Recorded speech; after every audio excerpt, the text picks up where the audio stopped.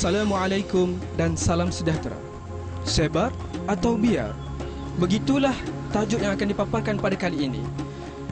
Mungkin ada ramai yang tertanya, apakah sebenarnya mesej tersurat dan tersirat yang ingin disampaikan pada segmen kali ini? Namun, segalanya akan terjawab apabila anda terus setia bersama kami hingga akhir siaran nanti. Surat berantai merujuk kepada surat yang mempunyai ayat yang menyuruh pembaca mengirimkannya kepada orang lain. Sekiranya si pembaca membuat demikian, maka dijanjikan dengan hadiah atau diancam dengan kebinasaan. Jika dahulu surat ini dicetak di atas kertas lalu dipos dan diedarkan kepada orang ramai, kini bersesuaian dengan perkembangan teknologi, surat berantai tersebut telah diubah kepada versi mesej pesanan ringkas atau SMS dan email.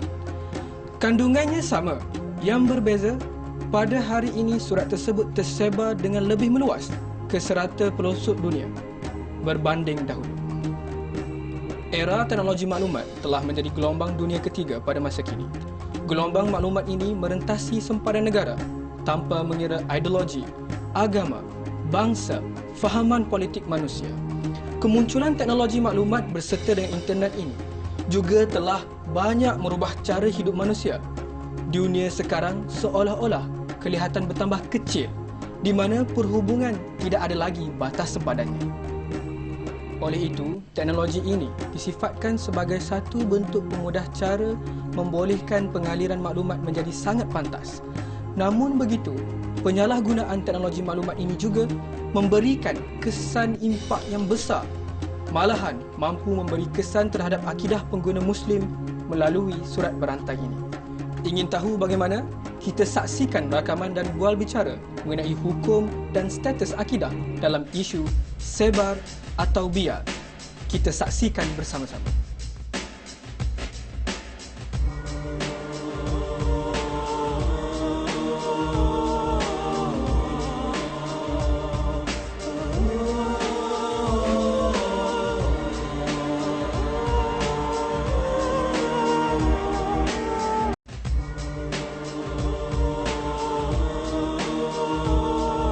Tak penting lah benda ni, tak perlu sebar.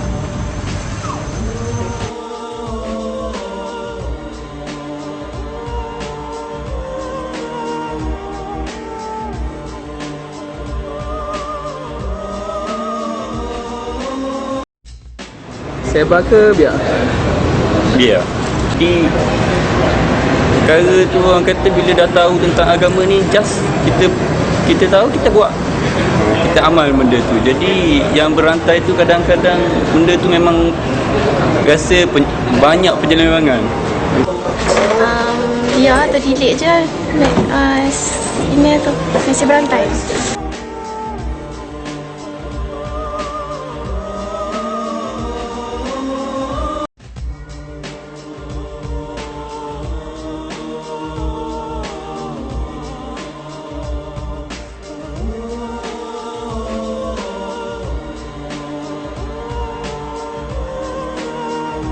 Sebar ke biar?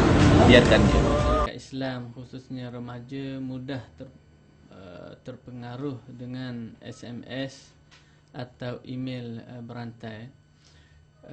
Pada pandangan saya, ini adalah berpunca daripada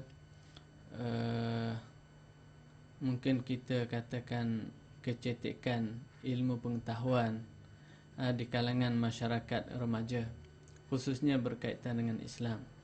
Kerana di dalam Islam Allah Subhanahu wa taala telah menjelaskan bahawa setiap perkara, berita yang sampai kepada kita perlu kita pastikan dahulu sejauh mana kebenaran berita tersebut, dan kita juga perlu pastikan daripada siapakah sumber berita yang disampaikan kepada kita. Ini dijelaskan oleh Allah Subhanahu wa taala di dalam Al-Quran bagi orang yang beriman. Kesahihan berita itu hendaklah diukur dengan meraca Quran dan juga sunnah, dan juga pandangan-pandangan ulama yang muktabar. Sementara orang yang menyampaikan berita itu juga perlu dikenal pasti.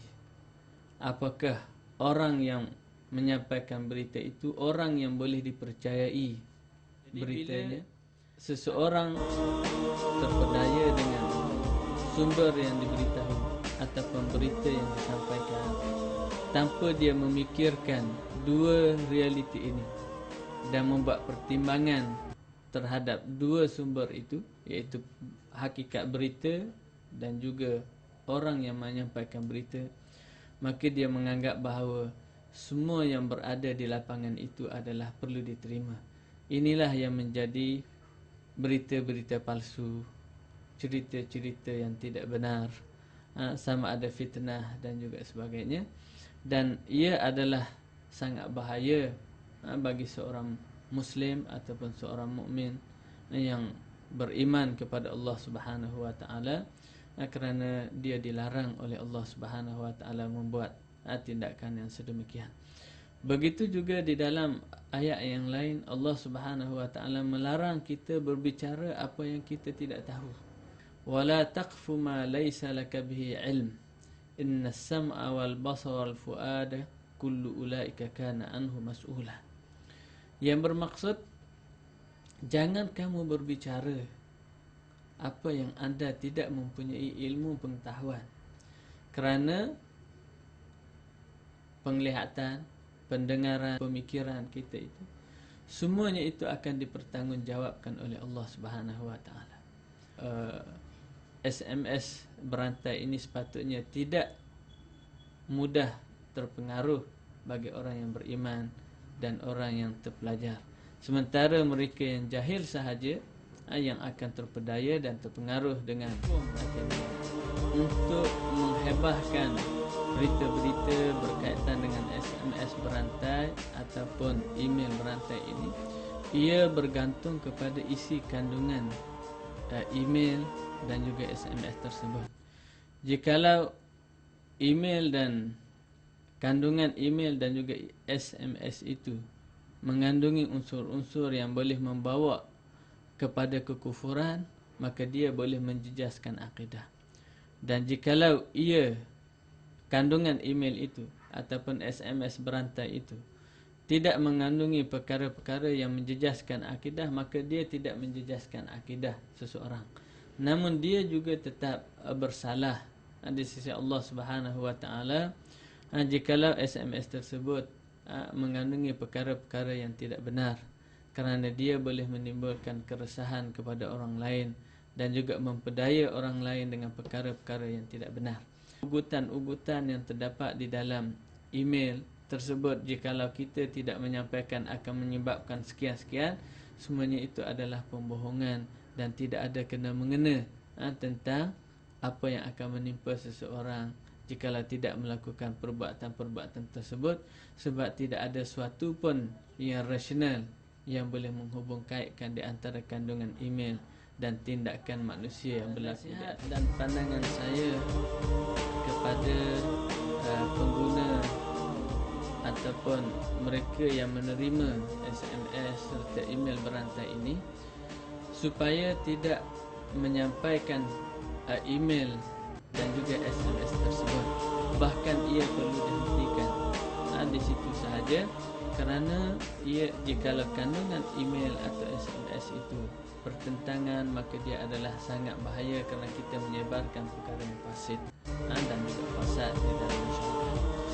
Dan jikalau dia tidak mengandungi apa-apa yang berkaitan, maka dia adalah perbuatan yang sia-sia.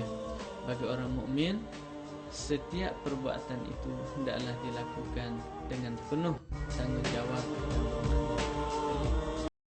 Bismillahirrahmanirrahim.